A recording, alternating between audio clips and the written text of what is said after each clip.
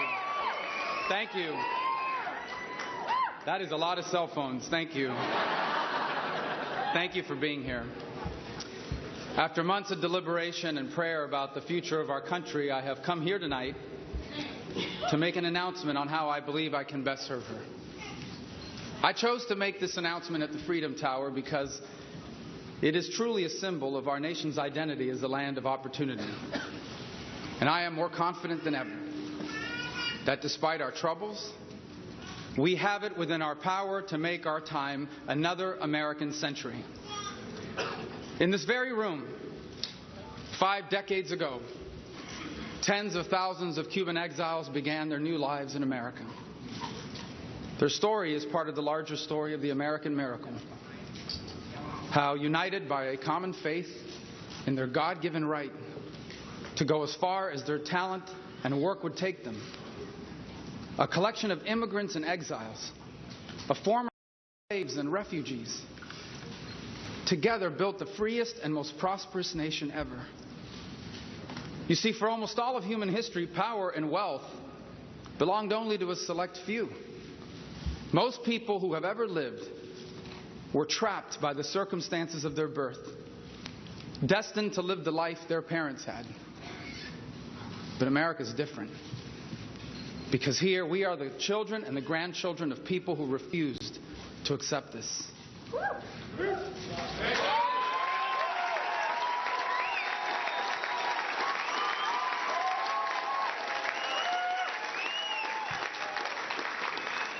Both of my parents were born to poor families in Cuba. After his mother died, my father had to go work when he was 9 years old. My mother was one of 7 girls raised by a disabled father who struggled to provide for his family. When they were young, my parents had big dreams for themselves. But because they were not born into wealth or power, their future was destined to be defined by their past. And so in 1956, they came here to America, to the one place on earth where the aspirations of people like them could be more than just dreams. Here in America, my father became a bartender. My mother, a cashier, a maid, a Kmart store clerk. They never made it big, but they were successful. 2 immigrants with little money or education found stable jobs, owned a home, retired with security, and gave all 4 of their children a life better than their own. My parents achieved what came to be known as the American dream. The problem is now too many Americans are starting to doubt whether achieving that dream is still possible. Hard-working families that are living paycheck to paycheck, one unexpected expense away from disaster. Young Americans, unable to start a career or a business or a family because they owe thousands of dollars in student loans for degrees that did not even lead to jobs. And small business owners who are left to struggle under the weight of more taxes, more regulation, and more government. Why is this happening in a country that for over 2 centuries has been defined by equality of opportunity? It's because while our people and our economy are pushing the boundaries of the 21st century, too many of our leaders and their ideas are stuck in the 20th century.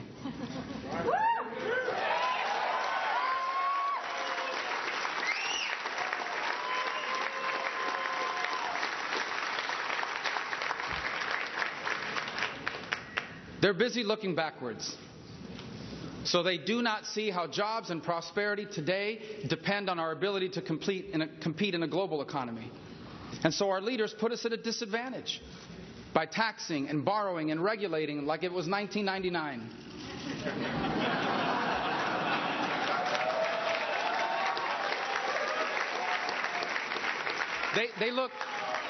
They look for solutions in yesterday. So they do not see that good-paying modern jobs require different skills and more education than in the past. So they blindly support an outdated higher education system that is too expensive and too inaccessible to those who need it most. And they have forgotten. They have forgotten that when America fails to lead, global chaos inevitably follows.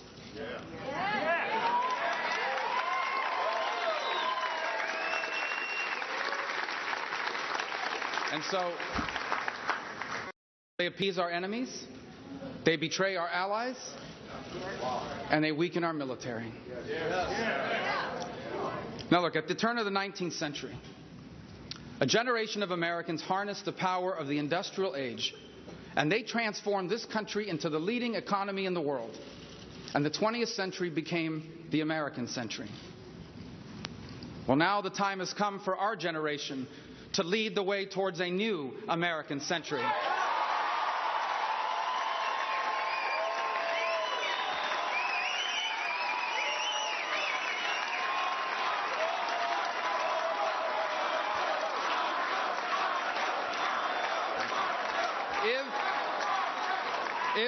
If we reform our tax code and reduce regulations and control spending and modernize our immigration laws and repeal and replace Obamacare, if we do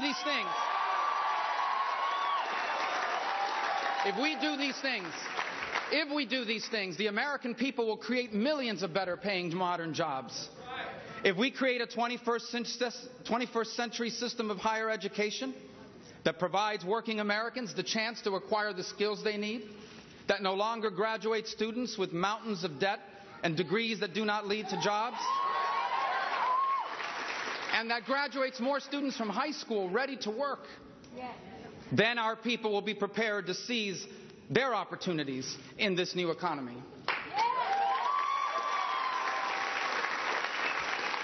If we remember that the family, not the government, is the most important institution in our society.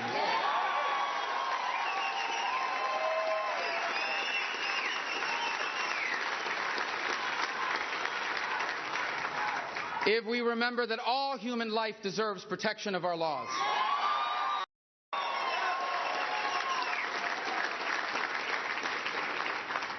And if we remember that all parents deserve to choose the education that's right for their children, then we will have a strong people and a strong nation.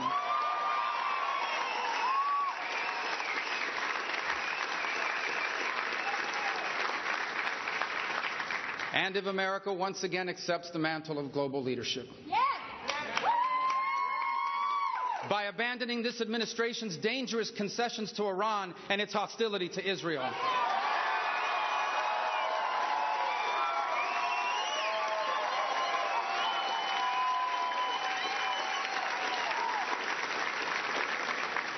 By reversing the hollowing out of our military, by giving our men and women in uniform the resources, the care, and the gratitude that they deserve.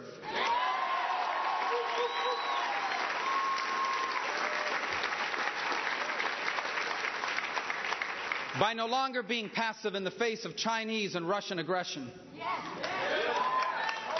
And by ending the near total disregard for the erosion of democracy and human rights around the world, especially Cuba, Venezuela, and Nicaragua.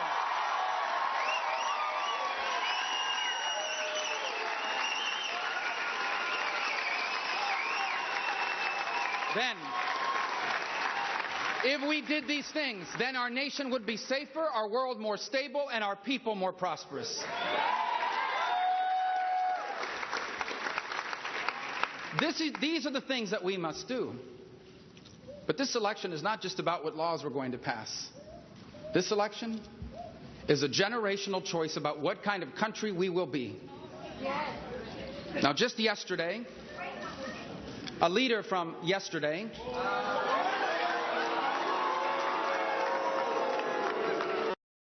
began a campaign for president by promising to take us back to yesterday. Yesterday is over.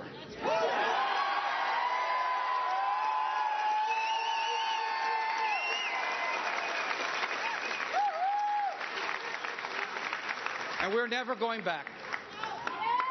You see, we Americans are proud of our history, but our country has always been about the future. And before us now is the opportunity to author the greatest chapter yet in the amazing story of America. But we can't do that by going back to the leaders and ideas of the past. We must change the decisions by changing the people who are making them.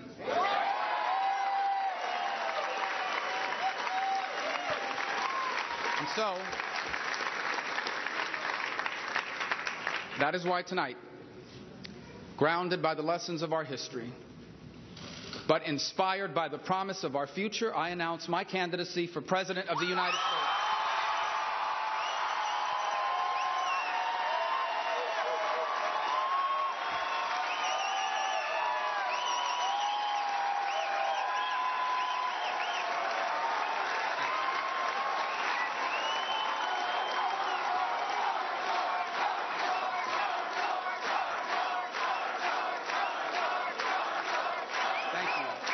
Now look,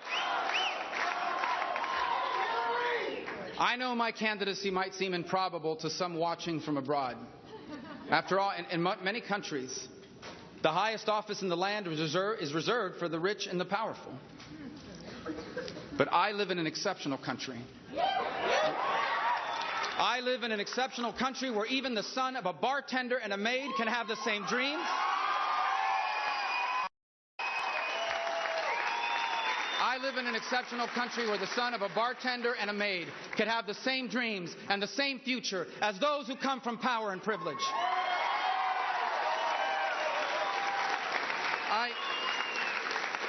I recognize the challenges of this campaign, and I recognize the demands of this office that I seek. But in this endeavor, as in all things, I find comfort in the ancient command: be strong and courageous. Do not tremble or be dismayed, for the Lord your God is with you wherever you go.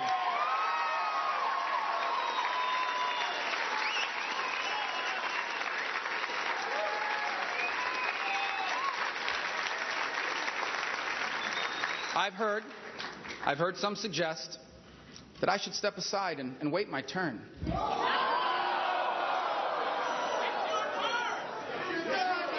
But I cannot, because I believe our very identity as an exceptional nation is at stake, and I can make a difference as president.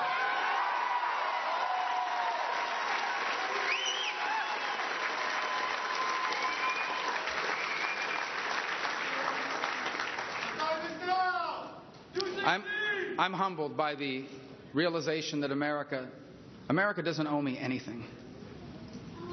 But I have a debt to America I must try to repay. This isn't just the country where I was born. America is literally the place that changed my family's history. I regret that my father did not live to see this day in person. He used to tell me all the time, he used to tell us all the time, en este país ustedes van a poder lograr todas las cosas que nosotros no pudimos. In this country, that means in this country you will achieve all the things we never could. Now,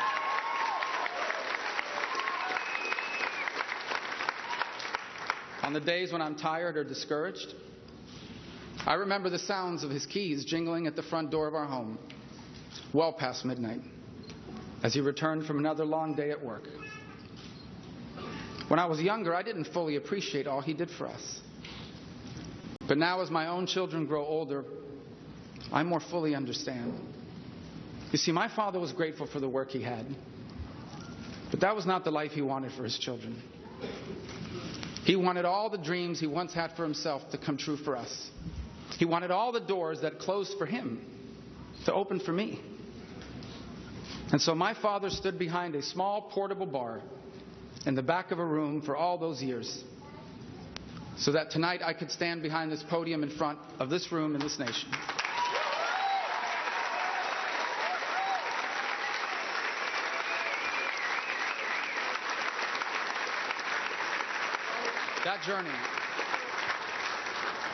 That journey from behind that bar to behind this podium, that's the essence of the American dream.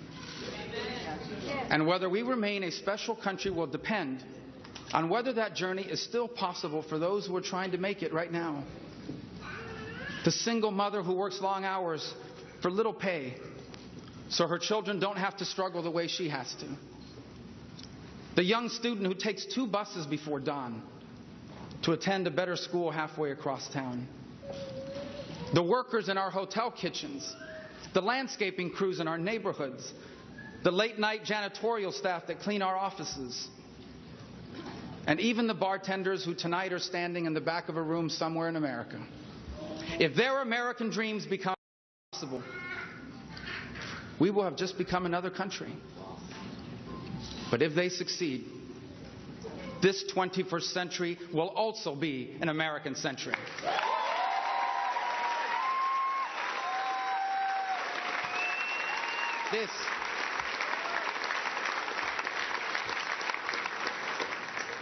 This will be the message of my campaign and the purpose of my presidency. And to succeed on this journey, I will need your prayers and your support and ultimately your vote. And so tonight I'm asking you to take that first step with me by joining us at our website, marcorubio.com. My wife, Jeanette, and my 4 children are here tonight.